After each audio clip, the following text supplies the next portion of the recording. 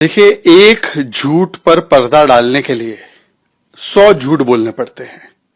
पहले दिन पर आम आदमी पार्टी का यह स्टैंड था कि जो पूरा वीडियो है जिसमें गुरुओं के साथ बेअदबी की गई है वो वीडियो एआई जनरेटेड है। फिर उसके बाद उन्होंने स्टैंड लिया कि वीडियो तो सही है पर इस वीडियो में मैं नहीं हूं। फिर उसके बाद उन्होंने स्टैंड लिया कि ये कोई पाकिस्तानी एक्टर है।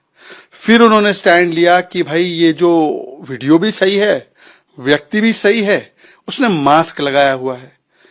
और सारे जो झूठ बोले जा रहे हैं वो केवल ये बोले जा रहे हैं कि श्री अकाल तख्त साहिब झूठ बोल रहा है। मतलब श्री अकाल तख्त के विवेक पर सवाल खड़े करना। और जब श्री अकाल तख्त ने पंजाब के मुख्यमंत्री को बुलाकर कहा कि 2 लैब दे दो और वीडियो की जांच करवा दो, तब उन्होंने 2 लैब नहीं दी। और आज जब गुरुग्राम पुलिस ने बताया है कि कैसे एक फर्जी रिपोर्ट प्रोक्योर की गई 10 लाख रुपए देकर, 2 पुलिस ऑफिसर आए अकाल तख्त के फैसले के बाद, उन्होंने यहां पर किस प्रकार से टेलर मेड रिपोर्ट बनाई, 10 लाख रुपए दिए गए, गुरुग्राम के होटल में रहे, मीटिंगें की, व्हाट्सएप चैट्स हुए, उसके बाद केवल और केवल अपने आप को बचाने के लिए ये सारी करतूतें की जा रही है। सैक्रिलेज का जो कानून बना है पंजाब में, उसमें पहला नाम भगवंत मान जी का दर्ज होना चाहिए, उनको गिरफ्तार होना चाहिए, उनका इस्तीफा होना चाहिए। और श्री अकाल तख्त के खिलाफ जो आम आदमी पार्टी लगातार एक एजेंडा चला रही है, पंजाब की जनता, सिख समुदाय उनको कभी माफ नहीं करेगा। देखिए, भारतीय जनता पार्टी महिला सशक्तिकरण के लिए पूर्ण तरीके से समर्पित है और यूसीसी से कोई बड़ा हथियार हो ही नहीं सकता महिला सशक्तिकरण का, जेंडर एम्पावरमेंट का। और इसीलिए जो संविधान सभा ने तय किया था कि संविधान में यूसीसी होना चाहिए, यूसीसी देश में लागू होना चाहिए, सुप्रीम कोर्ट ने भी कहा, उस यूसीसी के स्वप्न को पूरा करने के लिए जहां पर भी भाजपा एनडीए की सरकारें हैं वहां पे यूसीसी लागू हो रहा है। चाहे असम हो, चाहे उत्तराखंड हो, या अभी गुजरात के बाद हम देख रहे हैं कि महाराष्ट्र, छत्तीसगढ़, मध्य प्रदेश और बंगाल में भी बात चल रही है। एक तरफ तो हम लोग यूसीसी के लिए कटिबद्ध है, पर दूसरी तरफ यूसीसी के नाम पर बीबीसी है, भड़काओ भाईजान कमेटी। जो कांग्रेस पार्टी ही यूसीसी को संविधान सभा में लाई, गोवा में इंप्लीमेंट किया, आज क्योंकि वो कट्टरपंथियों के सामने, कटमुल्लों के सामने नतमस्तक है, तो महिला अधिकारों का हनन कर रही है। और शाह बानू से लेकर शायरा बानू तक, 3 तलाक के केस तक, यूसीसी तक, हर जगह पर वो वोट बैंक को विमेन एम्पावरमेंट के ऊपर रखती है। उनको यूसीसी का विरोध नहीं करना चाहिए। Congress has made Karnataka its ATM, and this is the khatakhat model of loot that we have seen in Karnataka by the Congress party. Muda scam, aerospace park land scam, liquor scam, contractor scam, commission scam, Valmiki scam. This government is of corruption, by corruption, for corruption. And now even the scheme that is meant for the empowerment of the women, that the money should be transferred to the account of the women, Congress is creating fake beneficiary and usurping that money. And when Congress was in the central government also, they have created 3-5 crore such fake beneficiaries. They are called as the fake ghost beneficiaries of Congress, and these people were taking the money.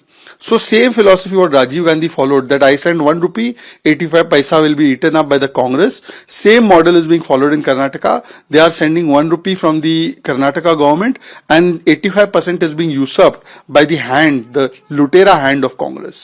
Rahul Gandhi विदेश में हैं, ये सुर्खियां नहीं है, ये headline नहीं है। राहुल जी जब देश आते हैं तब हेडलाइन बनती है कि राहुल जी देश आ गए। राहुल गांधी ने एलओपी का मतलब ही बना दिया है लीडर ऑफ पर्यटन एंड पार्टी। मैं हमेशा वेकेशन मोड में रहता हूं, ये उनका ध्येय वाक्य है। हमारे प्रधानमंत्री जी है, 9000 दिन से मुख्यमंत्री या प्रधानमंत्री के रूप में है, तो एक भी दिन छुट्टी नहीं ली, वर्क मोड में रहते हैं, वो सेवा मोड में रहते हैं। राहुल जी वेकेशन मोड में रहते हैं, वो मेवा मोड में रहते हैं। करोड़ों रुपए खर्च हो जाते हैं, उनकी उतनी आमदनी नहीं, पर उससे ज्यादा वो वेकेशन पे खर्च करते हैं, उसकी जांच भी नहीं करवाते। हो सकता है कोई विदेशी ताकत ही स्पॉन्सर कर रही होगी। अब पता नहीं कि ये वेकेशन के लिए गए हैं विदेश या कोई एंटी इंडिया एजेंडा उसकी खिचड़ी पकाने गए हैं, वो तो वही बता सकते हैं या कांग्रेस वाले बताए। पर एक बात स्पष्ट है कि राहुल गांधी के लिए पर्यटन ज्यादा जरूरी है, पार्टी या पीपल या पार्लियामेंट जरूरी नहीं है। एनसीईआरटी की टेक्स्ट बुक में इलेक्शन कमीशन या कोई भी संवैधानिक संस्था जो अपना कार्य निभा रही है उसके बारे में अगर बताया जाए विद्यार्थियों को तो उसका स्वागत होना चाहिए। और जिस सफलता के साथ एसआईआर की प्रक्रिया की गई उसकी तो मुरीद या उसकी तो प्रशंसा सुप्रीम कोर्ट ने की। अभी सुप्रीम कोर्ट ने बताया कि इलेक्शन कमीशन के पास कॉन्स्टिट्यूशनल मैंडेट है, फ्री एंड फेयर इलेक्शन के लिए एसआईआर अनिवार्य है और जिस प्रकार से एसआईआर किया गया वो बिल्कुल सही तरीका था। उसके खिलाफ जो माहौल बनाने का काम विपक्ष ने किया वो एक भी प्रमाण नहीं दे पाए। अब ऐसी एसआईआर प्रक्रिया के बारे में सिखाया जाए तो सबको स्वागत करना चाहिए, परंतु कुछ स्टूडेंट ऑफ हिपोक्रेसी भी है। ये स्कूल के स्टूडेंट तो एक बात है, स्टूडेंट ऑफ हिपोक्रेसी बोलते हैं कि केरलम में एसआईआर ठीक, इलेक्शन कमीशन ठीक, ईवीएम ठीक, पर बंगाल में एसआईआर गलत है। ऐसे स्टूडेंट ऑफ हिपोक्रेसी को ये चैप्टर पसंद नहीं आएगा क्योंकि उनकी हिपोक्रेसी ये है कि एसआईआर बहाना है, मुझे अपने आप को हार से बचाना है, इसलिए इलेक्शन कमीशन पर निशाना है। NCERT if it is teaching the students about the election commission, its conduct of SIR, constitutional mandate, free and fair elections, it should be welcomed by one and all. Recently, even the Supreme Court has hailed the Election Commission's conduct of the SIR activity, called it constitutionally valid, called it important for free and fair elections. So every right-minded person will celebrate it, will welcome it. But then there are these students of hypocrisy. For them, SIR is very good in Kerala. EVM election commission is very good in Kerala, but SIR is very bad in other parts of the country where they have lost the election. So this monumental hypocrisy will be portrayed by some, they will oppose it. But the fact of the matter is they could not provide a single shred of evidence against SIR. And these students of hypocrisy will not like this chapter. It is for them a bahana, an alibi, that when they lose the election, they blame SIR and EVM.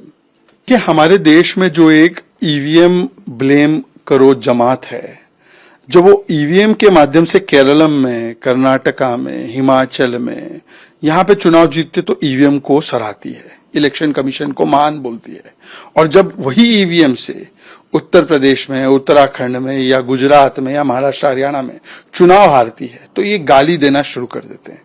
EVM को गाली, election commission को, SIR को। अब 5 राज्यों में चुनाव हुए, उन 5 राज्यों में पता चला कि ईवीएम की जो मेमोरी चेकिंग एंड वेरिफिकेशन वाले पूरी प्रक्रिया स्क्रूटिनी के लिए केवल 4 शिकायतें आई, और वो भी तमिलनाडु राज्य से, बाकी 4 राज्यों से तो एक शिकायत नहीं दी। इसका मतलब कि ईवीएम काम कर रहा है, इससे ये विपक्ष वाले भी संतुष्ट है। पर टीवी कैमरा ऑन होता है तो उनको ईवीएम में गड़बड़ी नजर आती है, चुनाव हारते तो ईवीएम में गड़बड़ी नजर आती है। 40 बार फैसले आ गए ईवीएम पर सुप्रीम कोर्ट के, हाई कोर्ट के, तो भी ईवीएम में गड़बड़ी नजर आती है। ऐसे लोगों को उमर अब्दुल्ला ने भी समझाया कि ईवीएम गलत है, जब हम हारते हैं ऐसा नहीं कहना चाहिए, पर ये ईवीएम को अपना एक राजनीतिक औजार बनाते हैं। जब वो चुनाव हारते हैं तो ईवीएम की ढाल के पीछे छुप जाते हैं, जब चुनाव जीत जाते हैं तो उसी ईवीएम को सिर पर लेकर नाचते हैं।